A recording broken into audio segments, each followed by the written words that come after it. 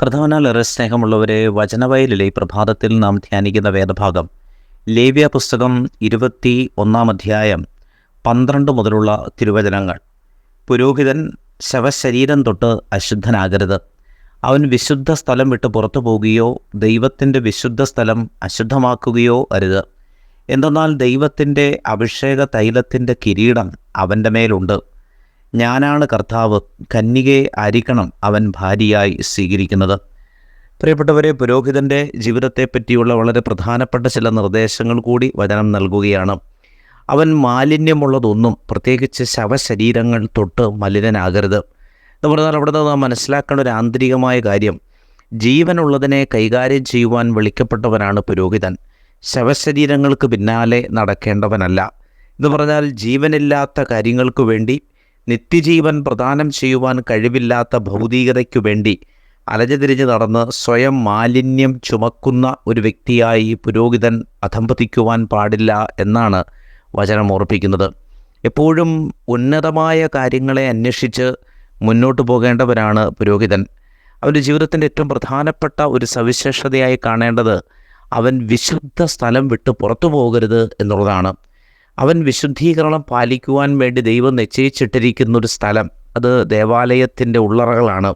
അവിടം വിട്ട് അവൻ പുറത്തു പോകുവാൻ പാടില്ല. പ്രിയമുള്ളവരെ, നമ്മുടെ ആത്മീയ ജീവിതവും നാം വ്യാപരിക്കുന്ന സ്ഥലവും തമ്മിൽ ഒരു അഭേദ്യമായ ബന്ധമുണ്ട്.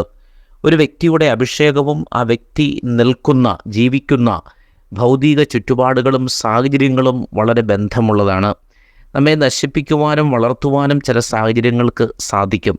അതുകൊണ്ട് സാഹചര്യങ്ങൾക്കതീതമായി ജീവിക്കുവാൻ, എത്ര മോശപ്പെട്ട സാഹചര്യമുണ്ടായാലും അതിന്മേൽ വിശുദ്ധിയോടെ ജീവിക്കുവാൻ ഏറ്റവും പ്രധാനമായും പുരോഹിതന് സാധിക്കണം. ദൈവത്തിൻ്റെ കിരീടം അവൻ്റെ തലയിലുള്ളതിനാൽ അവൻ തന്നെയോ വിശുദ്ധ സ്ഥലമോ അശുദ്ധമാക്കരുത്. അപ്പോൾ കർത്താവിൻ്റെ ബലിയർപ്പിക്കപ്പെടുന്ന ദൈവസാന്നിധ്യം ഇറങ്ങി വരുന്ന സ്ഥലവും ഒരു വ്യക്തിയോളം വിശുദ്ധമായിട്ടും അമൂല്യമായിട്ടുമാണ് കർത്താവ് കാണുന്നത്. അതുകൊണ്ട് തന്നെ നാം മനസ്സിലാക്കേണ്ട ഒരു പ്രധാനപ്പെട്ട കാര്യം, ദൈവത്തിൻ്റെ വിശുദ്ധ സ്ഥലം, അത് ദൈവ സാന്നിധ്യമായി ദൈവം ഇറങ്ങി വരുന്നൊരു സ്ഥലമാണ്. ആ സ്ഥലത്തെ നമ്മുടെ വാക്കുകൊണ്ടോ പ്രവൃത്തി കൊണ്ടോ വാശി കൊണ്ടോ നാം നശിപ്പിക്കുവാനോ അതിന്മേലൊരു അശുദ്ധി വീഴ്ത്തുവാനോ പാടില്ല എന്ന് വചനം ഓർപ്പിക്കുന്നു. അതുകൊണ്ട് ദൈവികമായ കാര്യങ്ങളെ മുന്നിലോട്ട് നയിക്കുവാൻ നമുക്ക് സാധിക്കണം. ആ ഒരു ദൈവിക ശക്തിയാണ് നമ്മിൽ നിന്ന് പുറത്തേക്ക് വരേണ്ടത്.